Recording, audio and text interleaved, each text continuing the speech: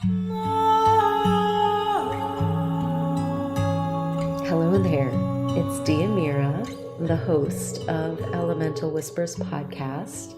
I want to welcome you back, and I also want to welcome those of you who may be listening for the first time. I hope you find something here that inspires you, blesses you, enchants you, and in just a moment, I want to share with those of you who are here for the first time a little bit about this show and orient you to help you find your way, and also know if this is a place you might want to hang out and stick around for a little bit, or even go back through the prior episodes and have a listen. Today's episode is actually a continuation of last episode, which was a conversation between Shakti and me, Deva Shakti Bottazzi, who I will introduce in a little bit. And I had a beautiful conversation, and the conversation was so rich and so expansive. We just kept going. So I decided to break it up into two parts.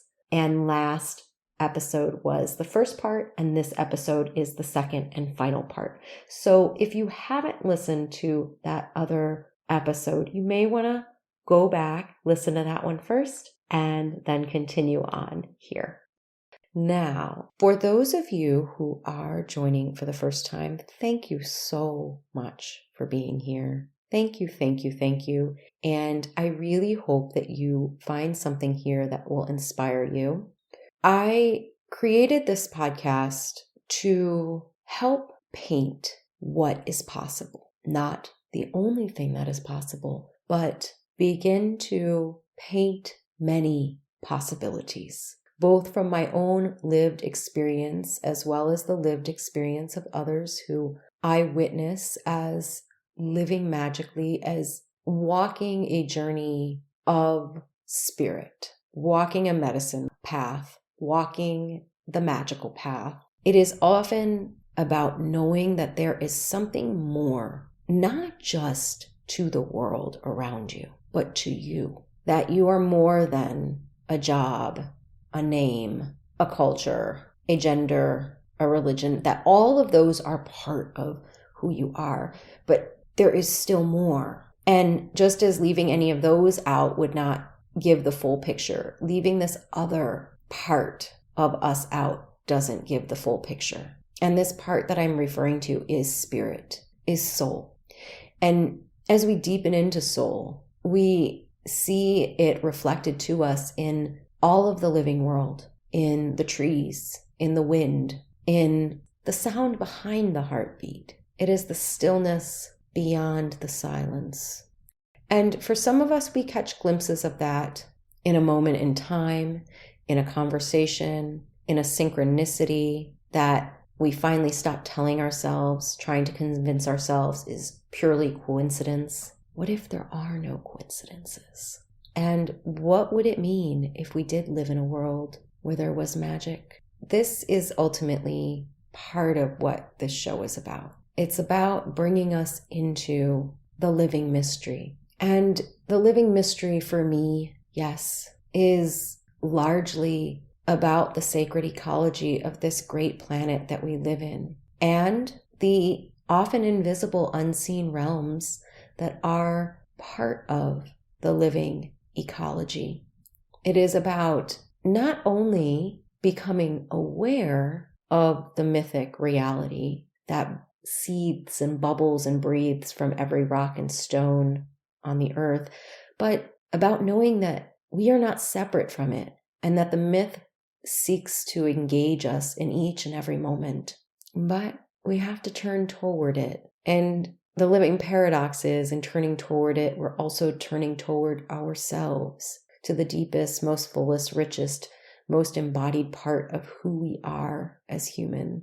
And if you'd like to know a little bit more about why I created this podcast and what it's about, I would invite you to go to episode 0, which was the very first episode ever released and recorded, called Welcome to Elemental Whispers. And it's a very short episode, maybe 15 minutes or so. And it really shares what my intention is for this space. And that will give you an idea if you're in the right place. Now, depending on your interest, a lot of people who find me and want to work together or are interested in the work that I share are interested because they have heard me share about fairy. Now, I am not going to speak in depth about fairy and that energy right now. More than likely, the way that I know and share about fairy is quite different than perhaps what you've heard before. And so I share about fairy from a very lived experience, working with these beings, these energies, but also knowing that energy within myself. Now, if you want to, first of all, read about my story, then I have a book, a magical memoir called Initiation, My Fairy Soul Awakening, that was released last year. And you can grab a copy of that. It is available paperback or electronic version. And for this podcast, you might be interested in the second episode I ever did, which is actually episode 1. And it's called Enter the Fairy Gates, a beginner's guide to exploring who and what the fairies are. Now later, I believe it was episode 8 or 9, there was an episode called Rise, Your Ancient Magical Lineage Awakens.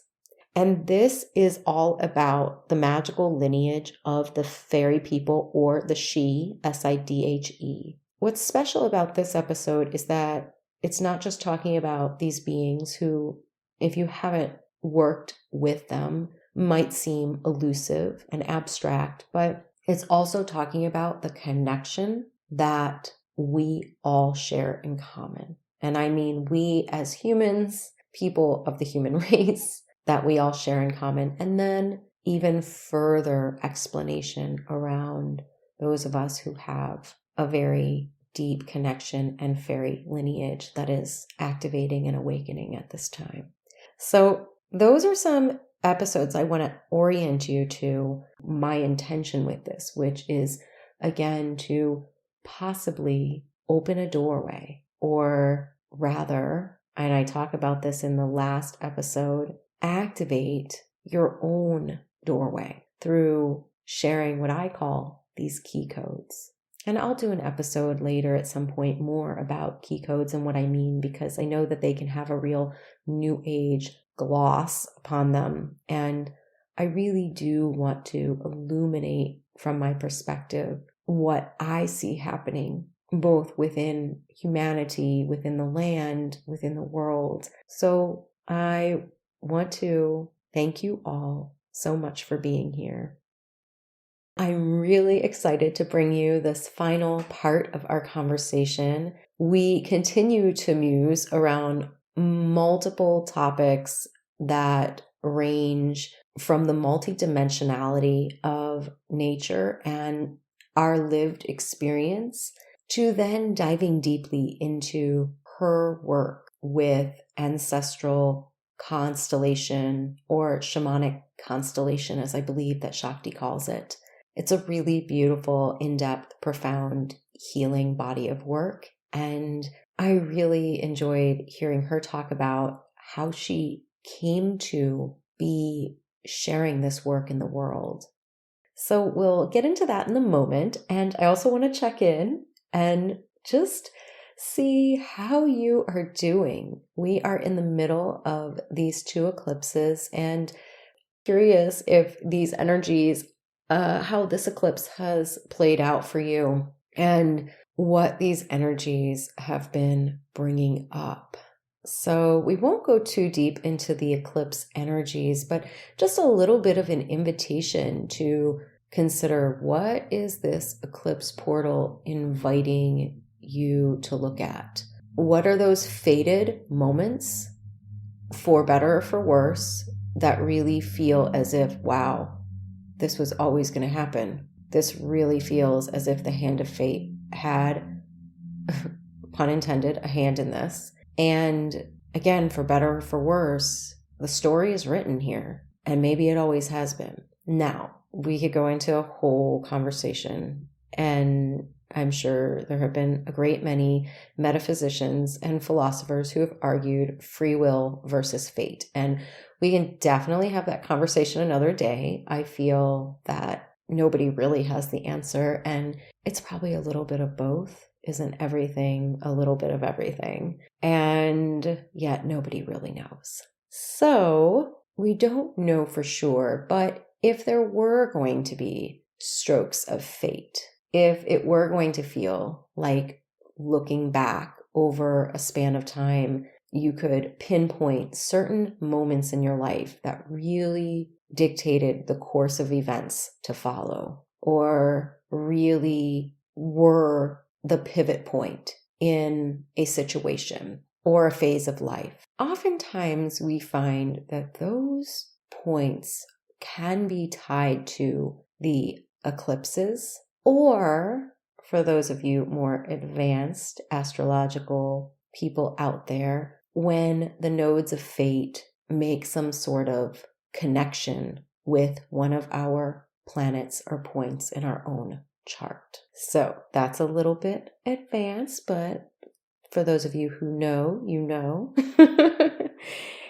In fact, some of the twists and turns that the conversation, part 2 of the conversation between Shakti and me, take really make me think about fate and destiny versus free will, and make me wonder. I love when she shares about how she got into the work that she is currently doing, how there were certain aspects and moments that felt very spirit guided. And then there was also the very clear element of her choice and her having to meet and greet each moment and what she did with what she was given. So it really makes me think about free will and fate as the warp and the weft in weaving. The warp and the weft are the two threads, or the way that the threads are set up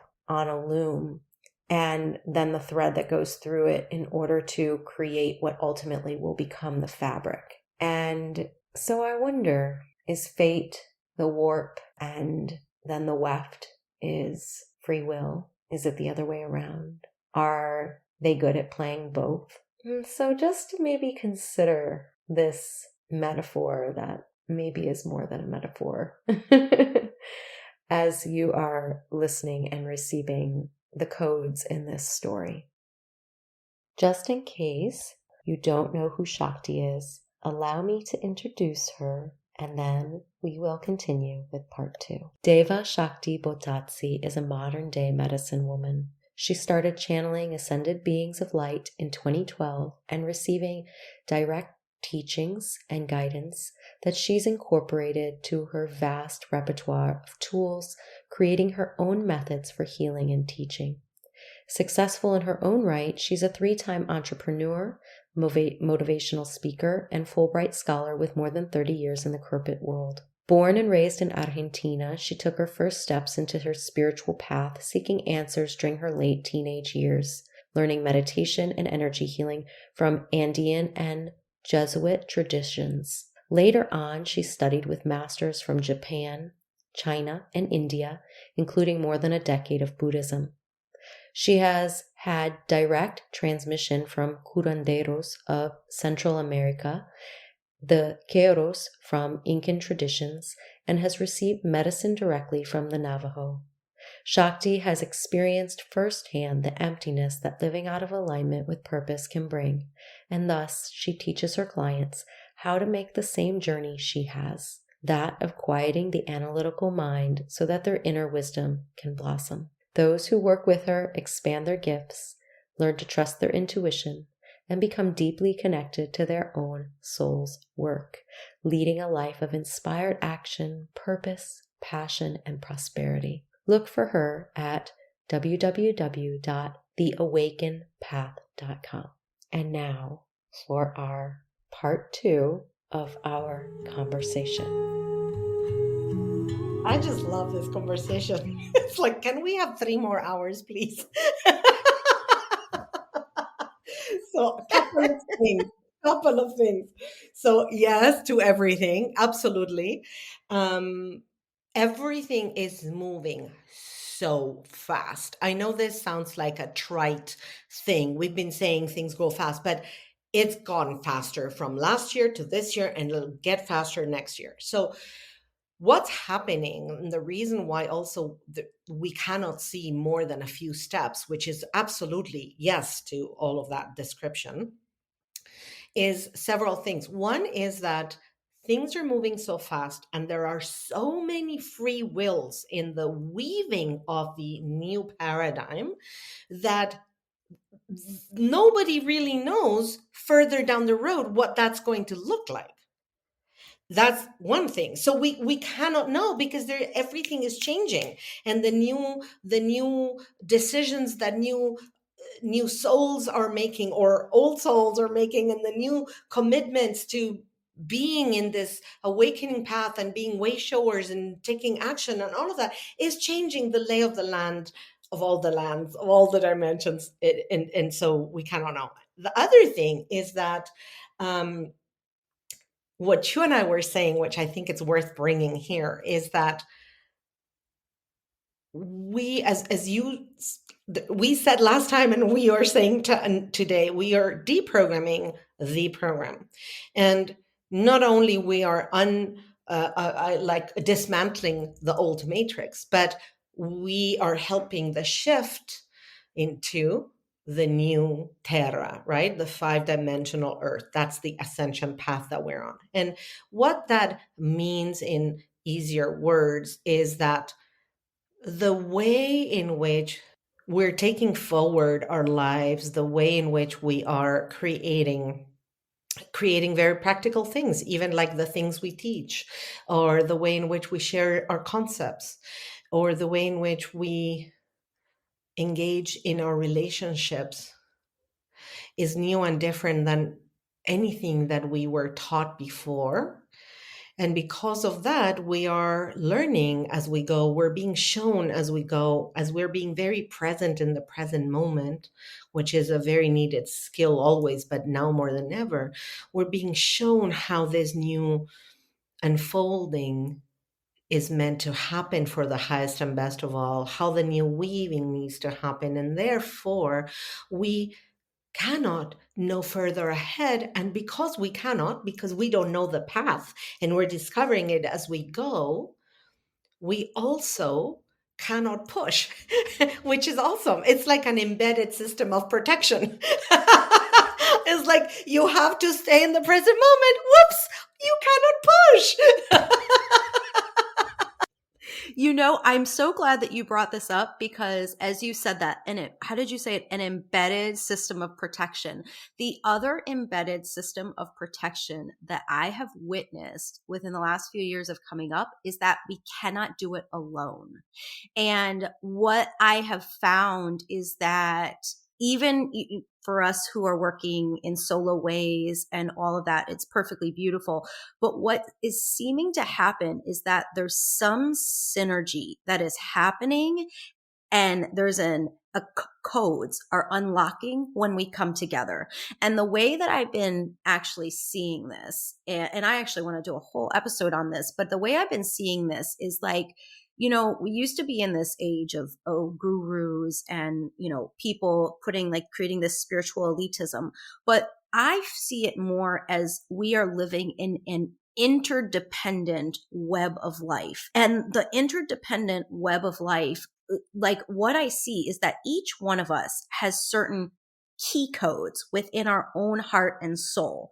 And some of my key codes might unlock a doorway within you. And some of your key codes might unlock a doorway within someone else and someone else and someone else. And so there's this built-in mechanism that basically invites us into this web of interdependent relationship. Like, you all Westerners think that y'all are independent, but you're not. You're interdependent, not dependent or codependent, but interdependent, meaning that we need each other so that we can weave together and come and trade codes, as it were, and activate one another or support each other's awakening with our field of resonance that happens when we come together. And again, we might not each have codes for each other, but I feel that I have codes for certain people. Certain people have codes for me. Those people have codes for other people, and on and on. And there's this ripple effect. And now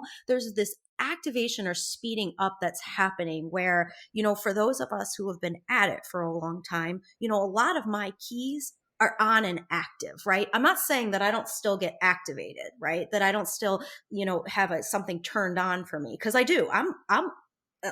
I hate the word up leveling, but I'm up leveling, for lack of a better word, every single moment, right? But I am like, my keys are on. And so for those of us who have been working on the front lines for so long, our keys are on. So now we're just like, hey, who do I have a key? I got a key ring with a lot of keys.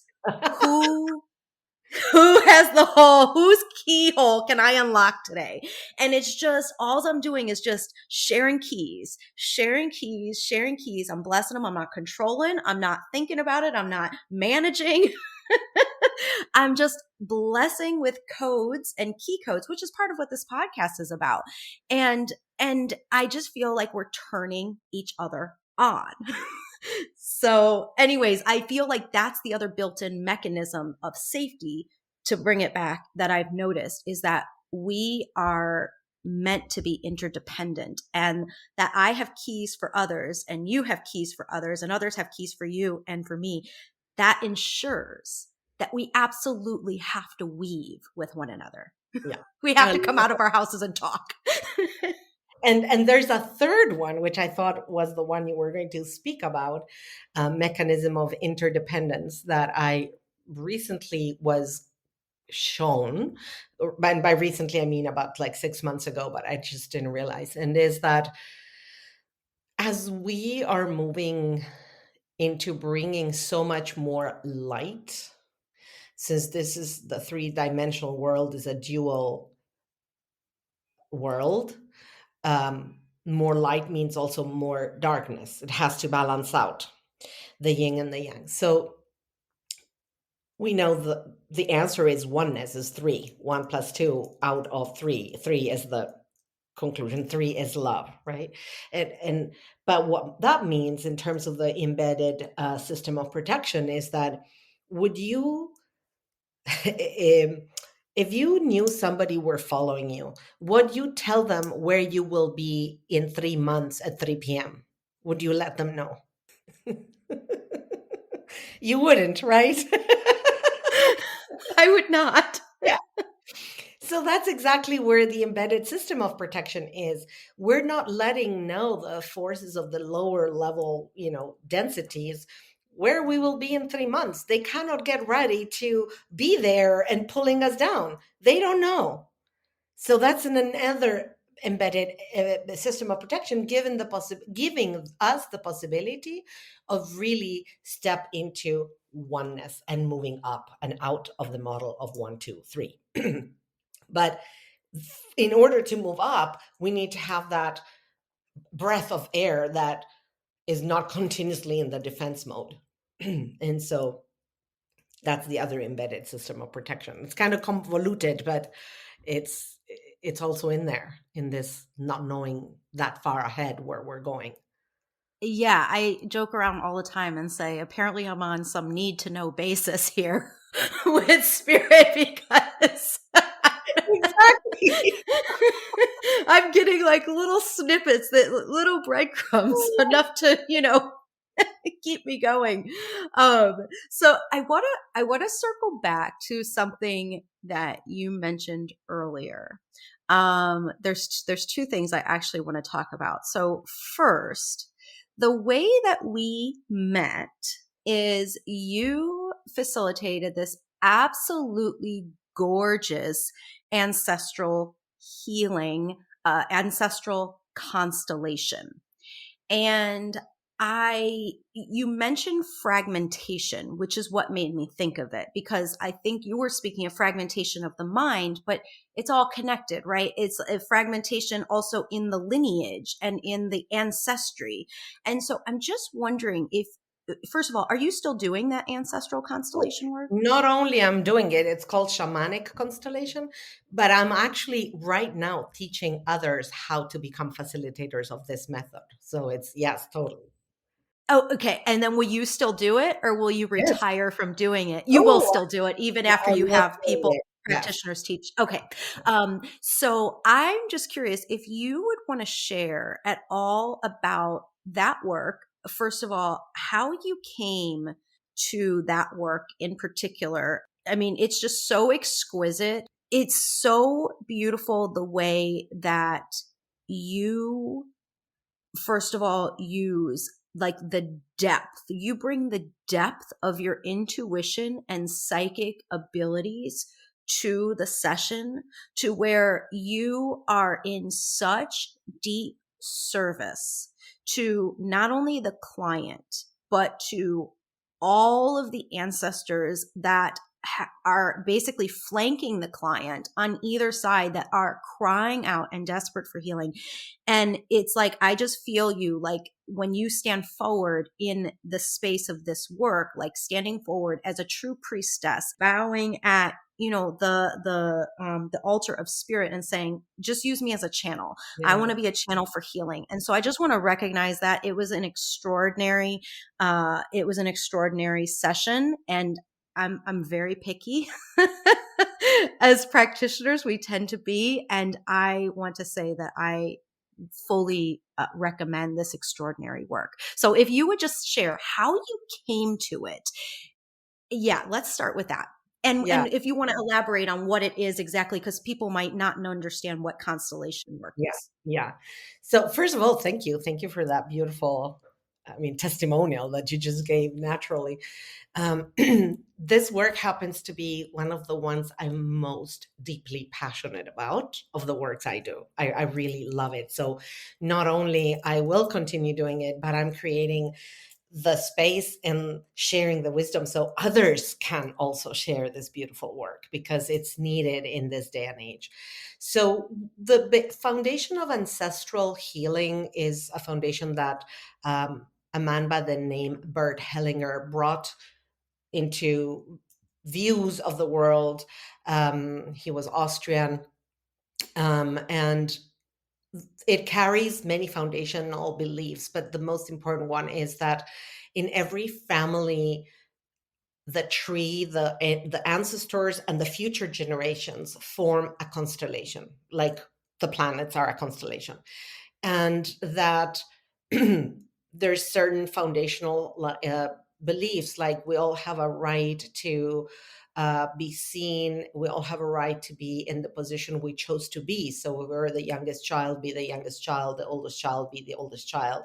uh, we all have a right to belong to that foundational constellation, and many other foundational clues. But the point is that many of us in this lifetime carry wounds that are not of our own childhood trauma. They are wounds that we took on from our ancestors, and we took them on as a soul agreement so that we can really clear that out of the lineage, and so that we don't keep taking it forward.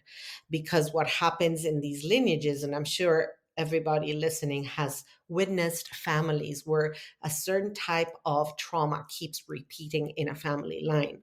A very typical one of this day and age is the sexual abuse of women that has repeated generation after generation after generation. That's one we carried forth. Another one is scarcity, right? Poor people continuously being poor people. Like there's patterns that repeat, or an illness in a family that keeps coming when you least expect it. And these patterns and models, these are normally things that the soul that experienced in this life has decided to bring the healing from the whole tree and say, okay, let's just end this and let's heal this. But sometimes we're not aware we're carrying these things, and we're doing our work, we're doing our individual work thinking we can heal, and we can't, and we keep we keep getting stuck into some, I call them robotic mechanisms, like some automated reactions, and we cannot figure out why they are. And that's because they're not from you, but they're from your constellative space, your family tree. So of course, until you go further, you won't be able to get forward. And so Bert Hellinger created a system known as family constellations, which has he was so beautiful. I can't remember his exact words, but he said something like, spirit operated through him to bring forth this system, and whoever was guided to build upon it had his blessing. It actually moves me. And I had worked with the constellation work of Bert Hellinger for many years, done a lot of my own family constellations. And I also had learned foundational family constellations in a course just to learn the basics of it. And then 2016 comes, this time after the Holistic Center closes, which is not a coincidence. And I'm sitting at home in this silent space, and people start calling me. This is worth 3 minutes of the tale. People call me, and I'm born and raised in Argentina. I have lived in the United States and this is the third time I'm living in the United States. I've lived in Italy for 20 years. So I've lived in many parts of the world and worked almost all over the world. So here I was in 2016 in Italy, and people are calling me from Argentina at the time. And I'm like, oh, hi, are you blah, blah, blah? Yes. Oh, I'm so and so, and I'm a friend of so and so, who's a friend of so and so. And she told me to call you because I need to do this healing. So, first of all, I have no idea who's calling me. Okay. So, but this happened 16 times. That's why it's worth mentioning. Okay. So they call me, the first one, this person calls me, and she wasn't even calling for herself. She was calling because her boss's son needed the help. And so I'm like, okay, hold on. And so Spirit is talking to me as this woman is on the phone, and Spirit is saying, tell them yes, tell them you want to talk to the son, and tell them that it's $222. And I'm like, what? Like literally Spirit is whispering in my ear as I'm having this WhatsApp conversation with this person. So I trust and I say all of that. And she's like, okay, I'll connect you.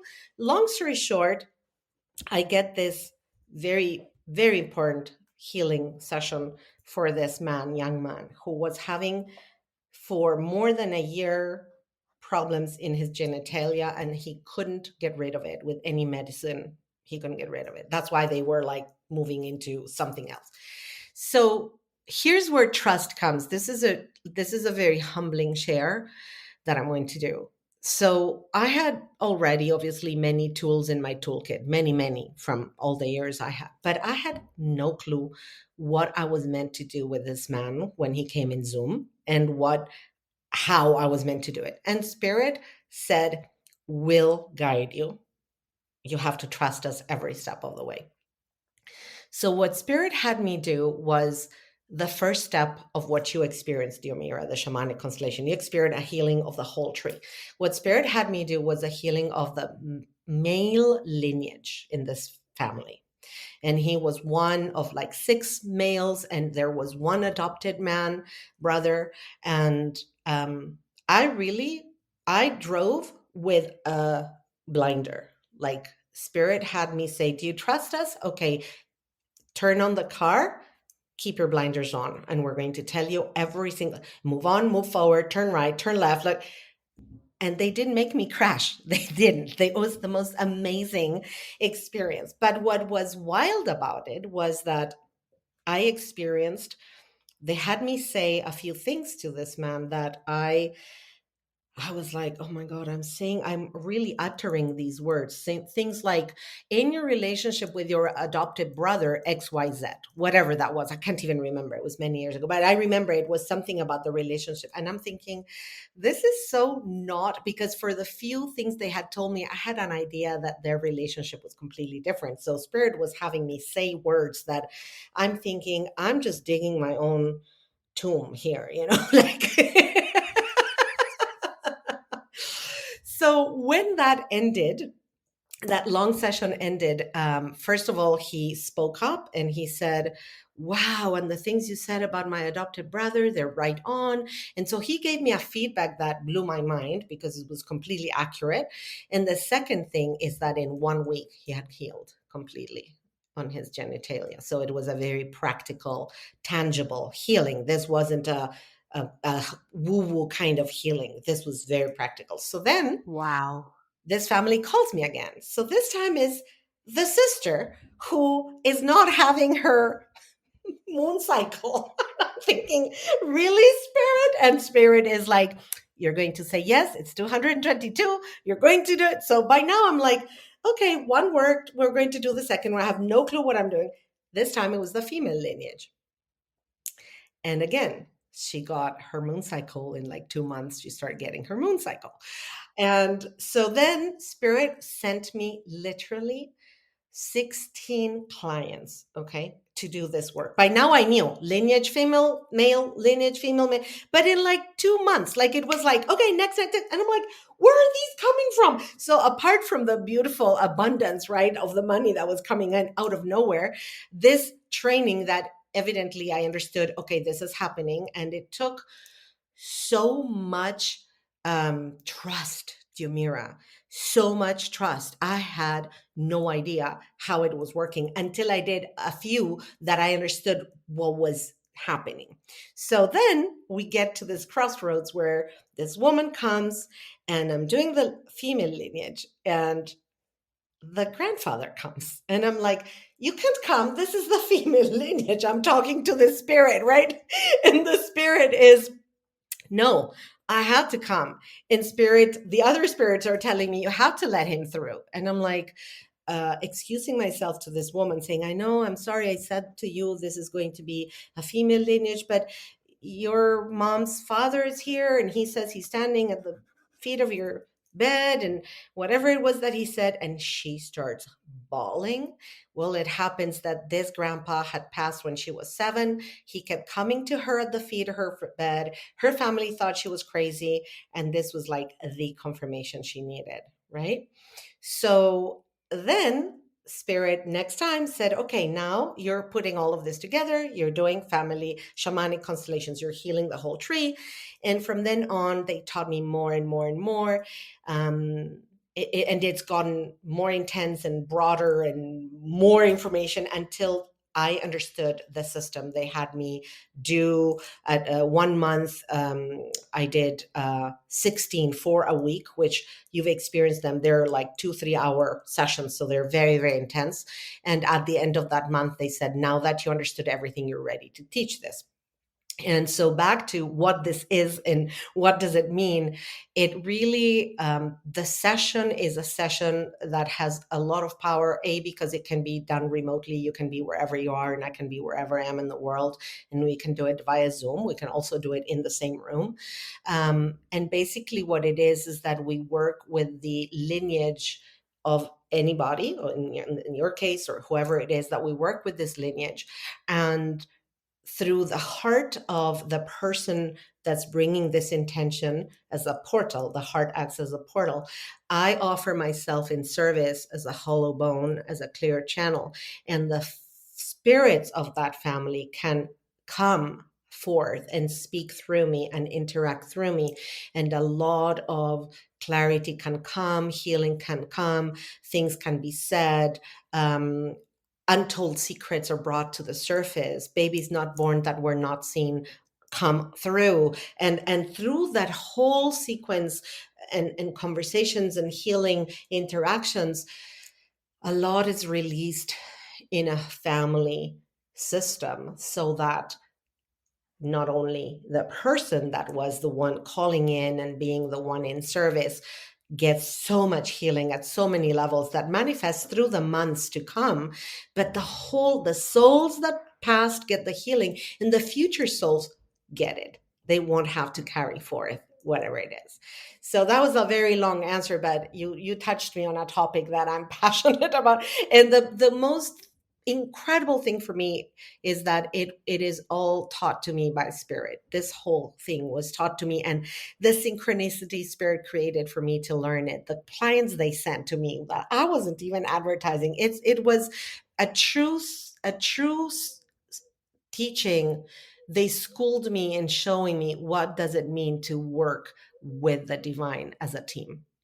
Yeah, and that so comes through when you do it. It's such profound work. And thank you so much for doing this for the world right now, because as you said, the ancestral lines and the need for ancestral healing is so strong. And of course it goes forwards and backwards in time, as you said, like the ancestors and the descendants. And it comes through so strongly.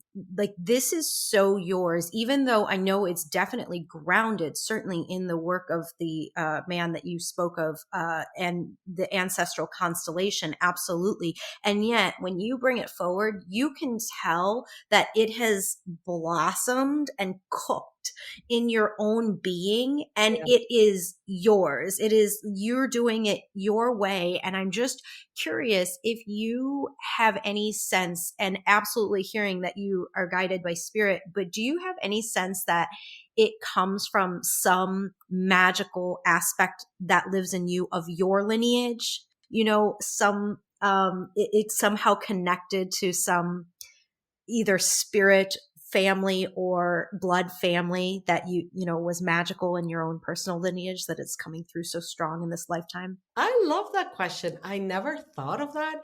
I'm such the oddball in my family.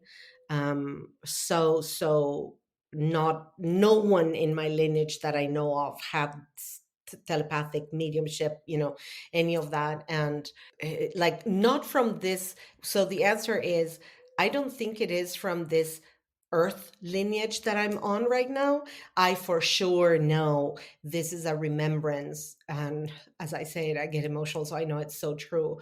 Is something I've already done in many other lifetimes, and it's just a remembrance in this lifetime. So it's a spirit lineage. Yeah. It's like Oh, your completely. Yes. soul has Yes. done it Yes. before. Oh, absolutely. Spirit lineage. Yes, for sure. Yeah. Ah, thank you so much for sharing that. It's such beautiful work.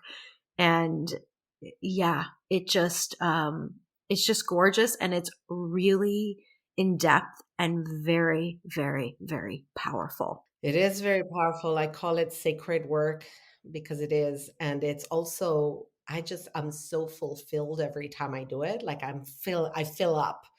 It's just like I see the incredible, I shouldn't use the word incredible, the magical, amazing accuracies that come forth, and the way that things happen. And people are like, oh my gosh, yeah, oh my, like there's no possible way I could have known, what's coming through. It's clearly the work of the divine. Oh, And it's completely spirit guided. yeah, and it Yeah. leaves me in awe every single time.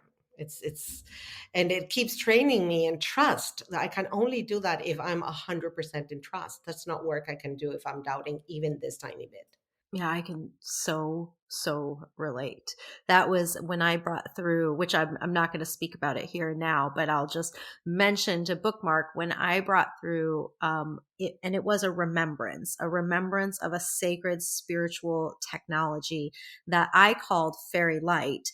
And it was a beautiful healing work that I did for years. And it was one of those things that I had to trust every step of the way. And even within a session, like I would find myself that energy of like wanting to, okay, what's next? And it was like, just stop and feel, see, Mm, know. And then I would just and it would just be a dance. The whole session was a complete yes. dance. And like you said, the things that would come forward that would either be to be shared or, for my own seeing or whatever, there was no way I could have known the synchronicities. And it helps build that muscle of trust, and it amplifies the work. It's like, there's Yes. the both pieces, like there's the incredible importance of training and ethics and integrity that I feel like a lot Yeah. of spirit workers are lacking, like they don't actually have the train. I'm an expert, but they really, like you were saying, like every person that's got their Reiki certification is not an expert. Okay. Yeah. Like No. there's so much that, to ground into true depth of experience. And then there's so many people that are like on the other side that they just keep taking trainings and trainings and trainings, but they're not embodying it. They're not having the experience. They're not trusting. They're not practicing. It's a practice. We Yeah. can't do It's it. not We're never simply going to be knowledge. good. Right. Yes. Yeah. Until we practice. And so, yeah, thank you so much for sharing that. It's just so beautiful.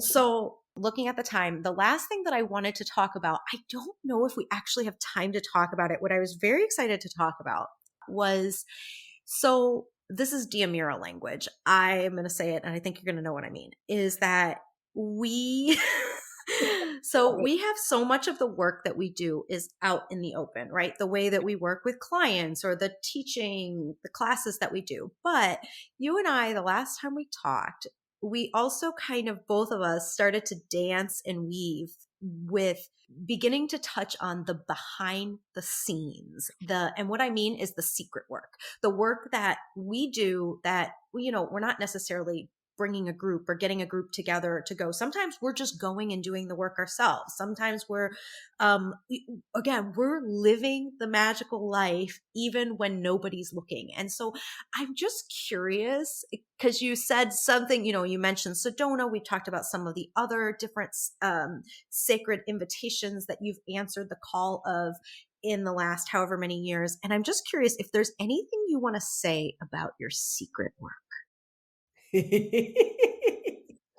Oh my gosh. Yes, I do. Two things. And I'll be brief because I know we're on the closing. So one is that we are all in this time now being called. Some of us are listening to the calling. We're being called to do that secret work, to go visit sacred sites. And you said earlier how the interdependence, we carry keys that can help unlock somebody else. And so it's important we have that. And that happens also with sacred sites. We carry keys to unlock codes in the sacred sites, and the sacred sites, the visiting those sites, unlock codes within us. So it's both, right, with people and sites. So yes. And so the one thing, it's funny you said that because Spirit said you need to share this and you gave me the opportunity, is that last year and I'm so excited because I kept hearing, say the land too. I'm like, okay, bookmark. And I completely forgot to mention that the land holds codes and we hold codes for the land. So I'm so glad that we're circling back. Okay, go.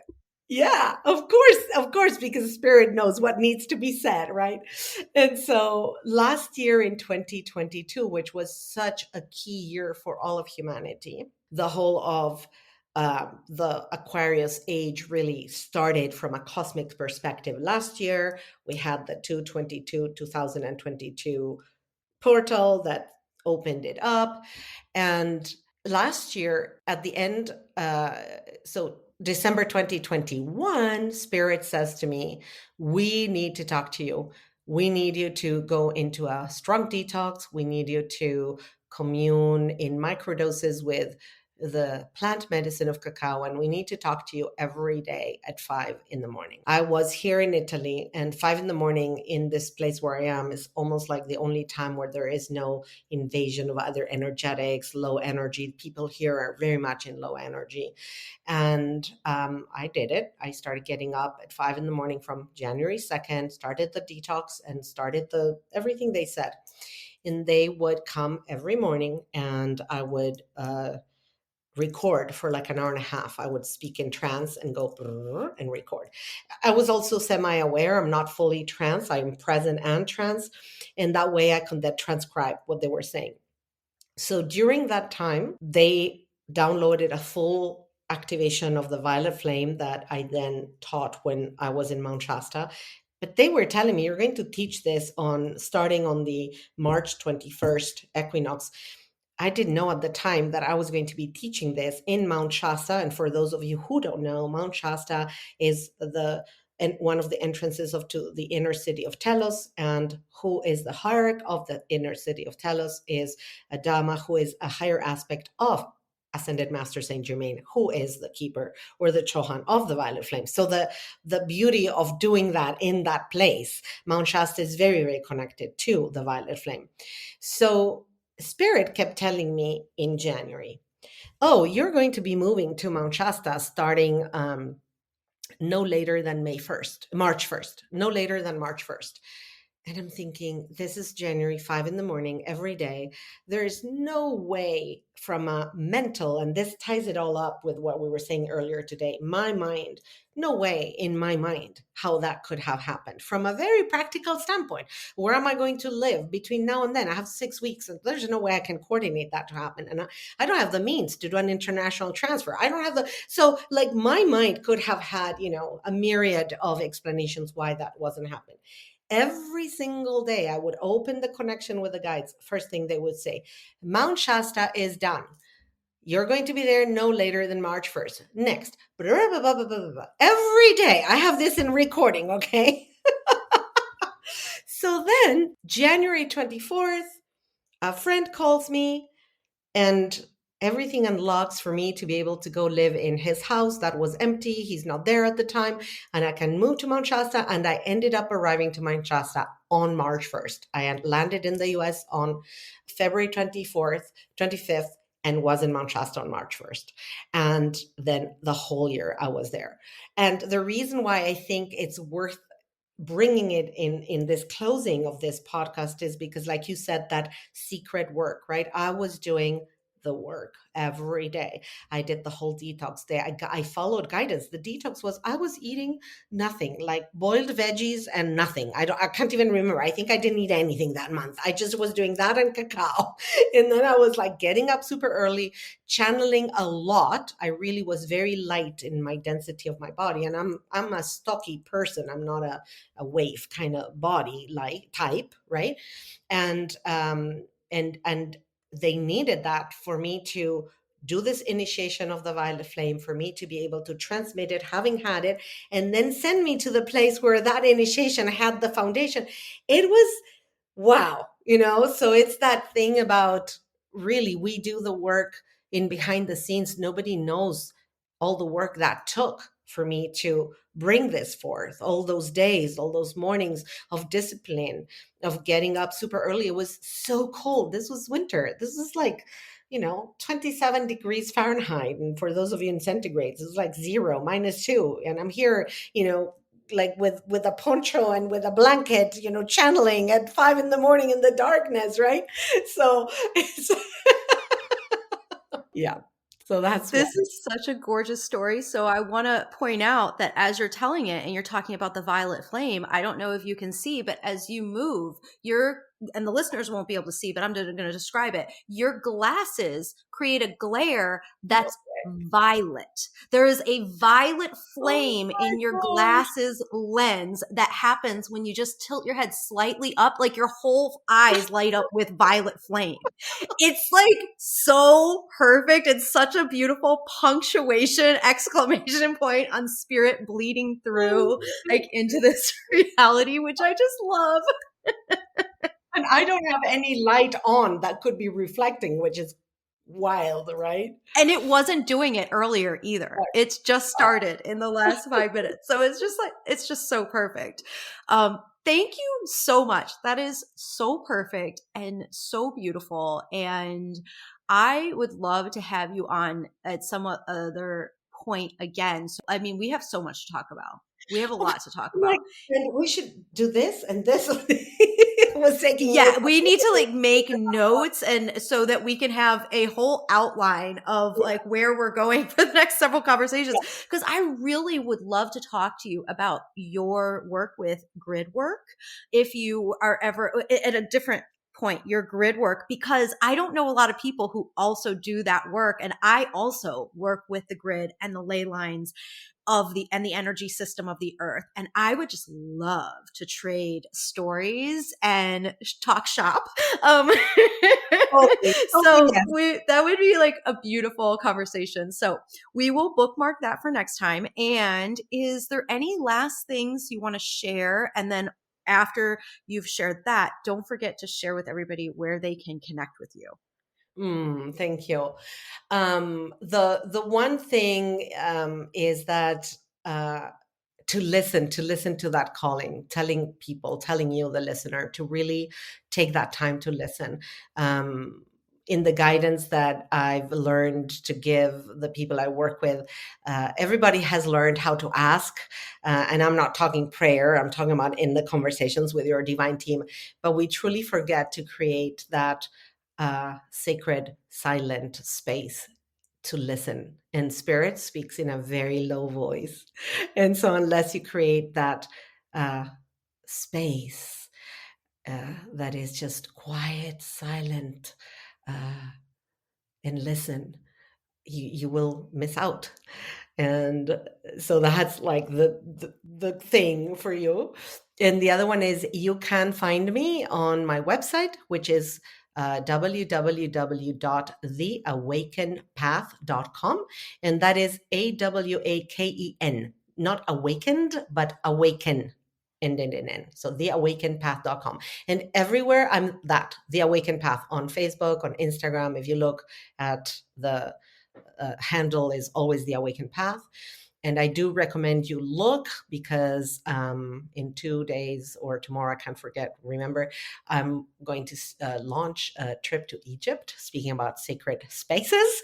So that's coming up with the solar eclipse and the new moon tomorrow. So a lot of magic happens, and I keep the website on the homepage updated with all the things that I keep doing and putting out there. And that's a lot of goodies that are free as well, that you can download. So meditations and handouts on how to keep a successful practice of mindfulness in the morning. So just go there. And thank you, dear Mira, to have me in your Sacred Space podcast, because it was so much fun. I could keep talking to you for hours. So thank you.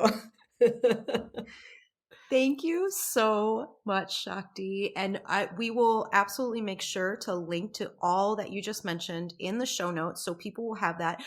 Do you have the dates for your Egypt trip, in case anybody's listening and they feel that they're supposed to explore October it? 4th to November 7th. And that's because there's 2 portals. There's the November 1st portal, and we will be at the Temple of Hathor in Dendera to work with the feminine divine. And we will be in the Temple of Komombo to work with the shadows on the night of the lunar eclipse, which will be seen from that area. So a lot of magic planned into that grid work that we'll be doing.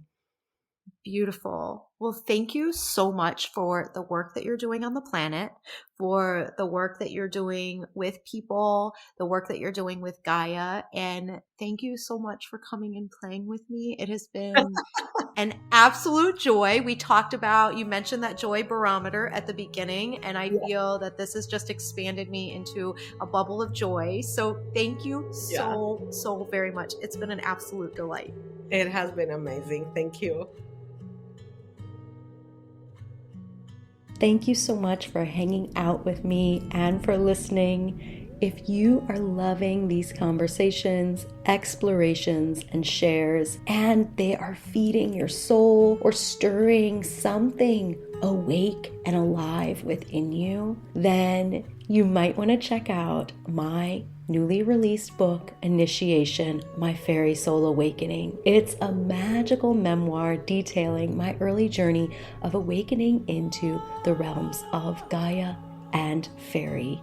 And if you are journeying your own story of healing and remembrance, then definitely check out Elemental Whispers Essences. It's my flower, tree, and elemental essence line, which are vibrational medicines to support you in this wild journey of ours called Life on Earth. You can find all of this and more at my website, diamiravose.com. Until next time.